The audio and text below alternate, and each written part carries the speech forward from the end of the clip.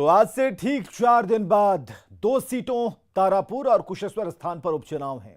दोनों विधानसभा क्षेत्रों में प्रचार करने के लिए आज मुख्यमंत्री नीतीश कुमार पहुंचे, जहां एक तरफ उन्होंने पिछले 15 सालों की बड़ी उपलब्धियों को बताया, वहां बिना नाम लिए आरजेडी पर जमकर भड़ास निकाली।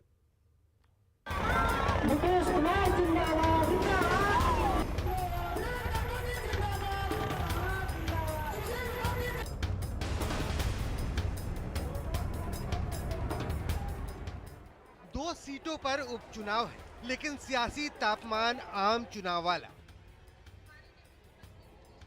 चुनावी उड़न खटोला धूल उड़ा रहा है, लोगों का हुजूम है। मुख्यमंत्री को सुनने और देखने के लिए कोई छत की मुंडेर पर खड़ा है, तो कई लोग टेरिस से हाथ हिलाकर अपने मुखिया का अभिवादन कर रहे हैं। दरअसल 4 दिन बाद बिहार में 2 सीटों पर उपचुनाव है, लिहाजा सोमवार को मुख्यमंत्री नीतीश कुमार ने पहले कुशेश्वर स्थान और उसके बाद तारापुर में चुनावी सभा की और जनता के सामने सरकार की उपलब्धियां गिनाई। पहला राज्य है जिसमें हम लोगों ने तय किया कि पंचायती राज चुनाव में महिलाओं को 50% का आरक्षण, ये बिहार पहला राज्य बना। और उसके बाद उसी तरह से नगर निकायों में भी अगले साल किया गया। अब पहले कितनी महिला बनती थी पंचायती चुनाव में किसी भी पद पर, अब देखिए कितनी बड़ी संख्या में। अब तो चौथा चुनाव हो रहा है, चौथा चुनाव का दौर है।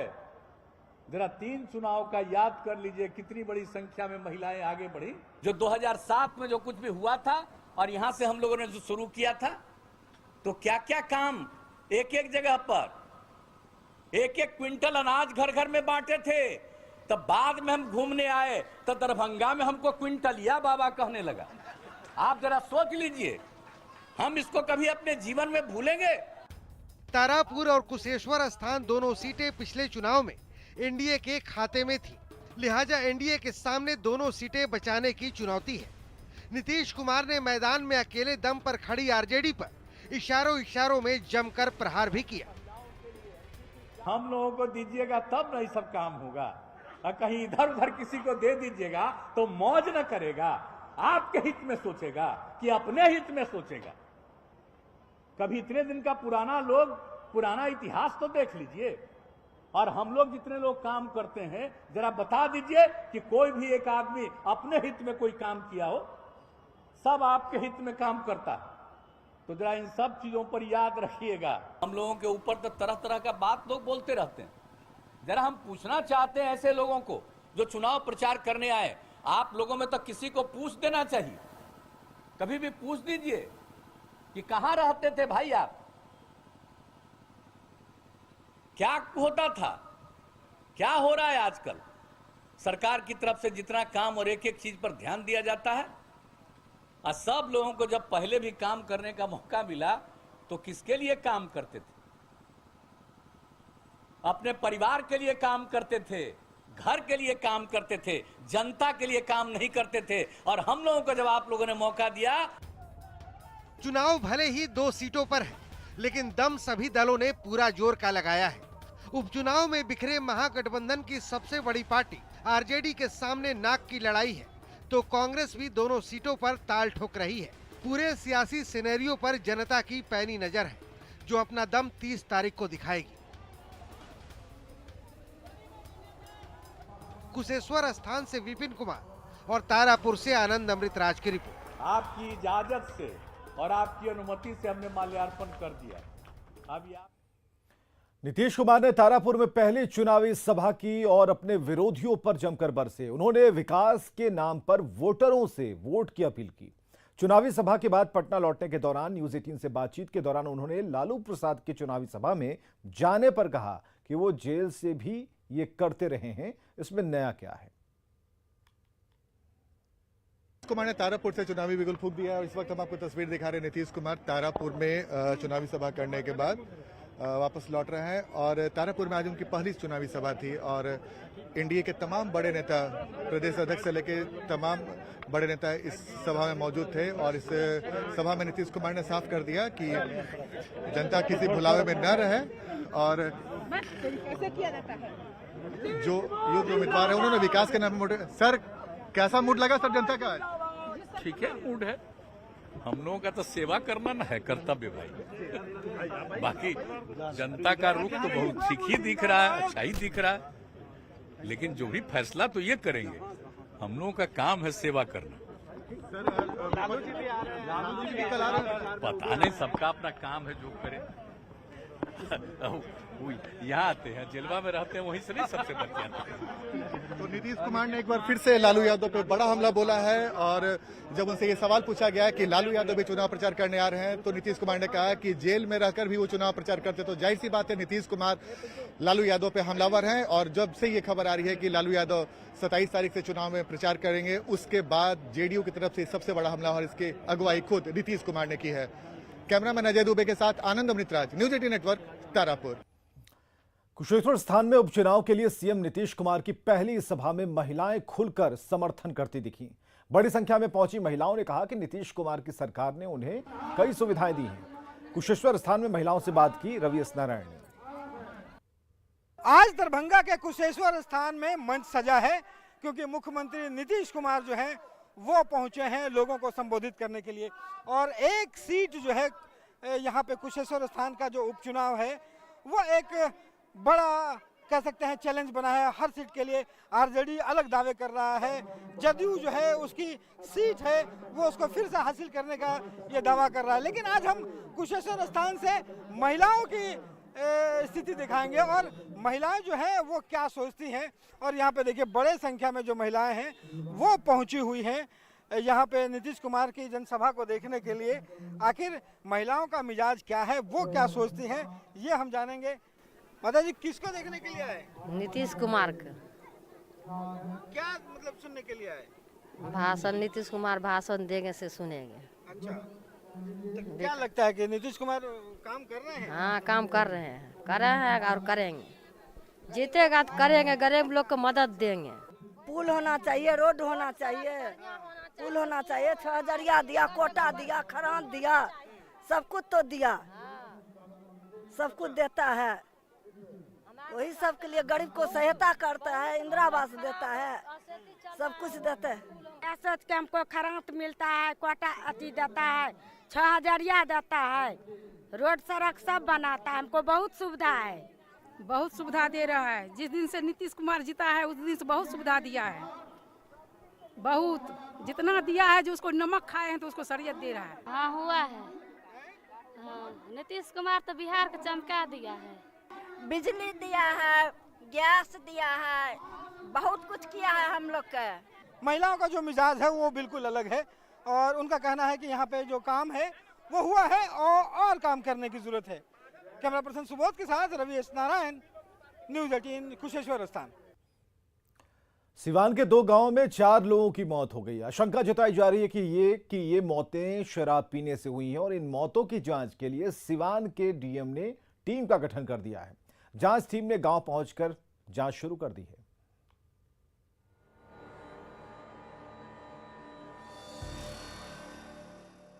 जमीन पर पड़ा ये शव मनोज कुमार का है। 30 साल का मनोज पेशे से मजदूर था, लेकिन उसे शराब पीने की लत थी और उसी शराब ने मनोज की जान ले ली। ये हम नहीं कह रहे हैं, ऐसा कहना है खुद उसके घर वालों का। स्थिति क्या खराब हो गई? खराब दारू पिए सब है तो मनो खराब हो गया। तो डॉक्टर का बोलो ज्यादा दिन से दारू पियत रही। डॉक्टर बोलनी दारू पियला से मर गई। तो ई गांव में दिक्कत रहला कि कहाँ जाके पियत? गांव में दिक्कत रहला, ज्यादा पियत रही। सिवान में 2 दिनों के अंदर संदेहास्पद स्थिति में 4 लोगों की मौत हुई है, जिसमें 3 बेलौड़ी गांव के हैं और 1 बेलौर गांव का। शनिवार को बेलौर के शिवजी यादव की मौत हुई थी। आशंका जताई गई कि मौत जहरीली शराब पीने से हुई। जब तक मौत के कारणों की जांच होती, आनन फानन में शिवजी यादव का दाह संस्कार कर दिया गया, लेकिन मौत का सिलसिला अगले दिन भी जारी रहा। सोमवार को सिवान के ही बेलौरी गांव में 3 और लोगों की मौत हो गई। 30 साल का मनोज राम मजदूरी करता था। दुखारन राम मोची का काम करते थे, जबकि अनवर अली आरा मशीन पर काम करते थे। कैसे मरल बड़ा काम करता आसपास के लोगों का कहना है कि ये मौतें शराब पीने से हुई हैं और इलाके में शराब की बिक्री पुलिस की मदद से होती है। जो शराब बिहार में बंद है, उसके बावजूद भी प्रशासन के जरिए जो शराब यहाँ बिक रहा है, जो प्रशासन की लापरवाही के चलते ये गरीब लोगों की मौत हो रही है। 2 दिनों के अंदर हुई 4 की संदेहास्पद मौत के बाद सिवान के डीएम ने जांच टीम का गठन कर दिया है। जांच टीम ने बेलौड़ी गांव में लोगों से पूछताछ की, जिसके बाद शवों को पोस्टमार्टम के लिए सिवान लाया गया। यहाँ तो मात्र 2 बॉडी आई है और बगैर पोस्टमार्टम और उसके फोरेंसिक जांच का कहना मुश्किल होता है कि ये वाकई शराब से मृत्यु है। ये पहली बार नहीं जब पूर्ण शराबबंदी वाले बिहार में शराब पीने से मौत की बात सामने आई है। सिर्फ इस साल की बात करें तो फरवरी 2021 में कैमूर के कुड़ासन में शराब पीने से 2 लोगों की मौत हुई थी। फरवरी 2021 में ही गोपालगंज के मंझवलिया में 6 लोगों की मौत हुई थी। फरवरी 2021 में ही मुजफ्फरपुर के कटरा और मनियारी में 7 लोगों की मौत हुई थी, जबकि मार्च 2021 में नवादा के गोंदापुर, बुधौल और खरीदी बिघा में 15 लोगों की मौत हुई थी। और अब सिवान में शराब से मौत की बात सामने आ रही है। सवाल है कि शराबबंदी वाले राज्य में शराब कहां से आ रही है, कौन लोग बेच रहे हैं और क्यों बिहार पुलिस शराब के अवैध धंधे को रोकने में फेल हो जाती है। न्यूज़ 18 के लिए सिवान से मृत्युंजय कुमार की रिपोर्ट। नए भारत के नए स्मार्टफोन जियो फोन नेक्स्ट का इंतजार जल्द खत्म हो सकता है। कंपनी की तरफ से जियो फोन नेक्स्ट की मेकिंग का एक वीडियो रिलीज किया गया है, जिसमें यह फोन कैसे भारतीयों के जीवन को बदलने, उन्हें आत्मनिर्भर बनाने की ताकत रखता है, उसके बारे में विस्तार से बताया गया है।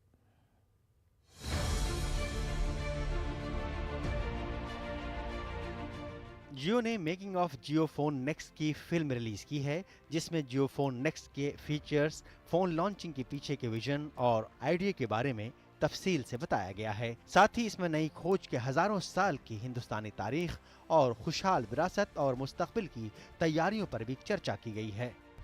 We have the youngest population in the world. Give them affordable digital tools. Give them the skills. Give them the environment. They will surprise us. It is this opportunity to transform India that motivated Reliance to invest in this space. And Jio is the result. I believe in the next 20 years, as a human civilization, we will collectively achieve more than what has been achieved in the last 300 years. We are at the beginning of a new era. जियो के आने के बाद data खपत के शोबे में भारत ने दुनिया में 155वें पायदान से लेकर पहले मकाम तक का आने का सफर तय किया है। और अब जियो phone next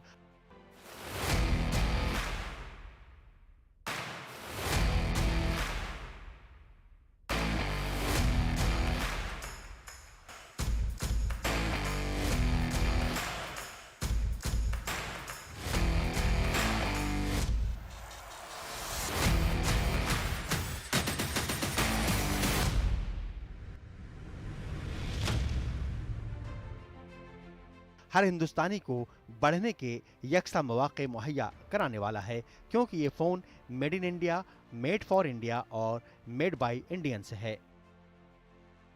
Our vision was very clear. We wanted to connect every Indian in the country, and we wanted to do so in an extremely affordable way. No Indian must be left behind. What we needed was a world-class operating system that gave the user a seamless digital experience, but was extremely affordable to make. So, we had to think out of the box. Google Android ने जियो phone next में भारत के लिए खास progress operating system लगाया है, जिसके साथ जियो phone next में बेहतरीन कैमरा, वॉइस असिस्टेंट, ट्रांसलेशन, दमदार प्रोसेसर और शानदार बैटरी के साथ कई और खूबियां भी मिलेंगी। कंपनी के मुताबिक जियो फोन नेक्स्ट आत्मनिर्भर भारत बनने की सिमत में मददगार बनेगा। Jio phone next will help our nation become more and more आत्मनिर्भर। Bureau report, news 18 network. ग्राहक जियो के फोन का इंतजार कर रहे हैं। उपभोक्ताओं का कहना है कि जियो के फीचर्स को लेकर उत्साह बना हुआ है और अब इस बात का इंतजार है कि फोन बाजार में कब आता है।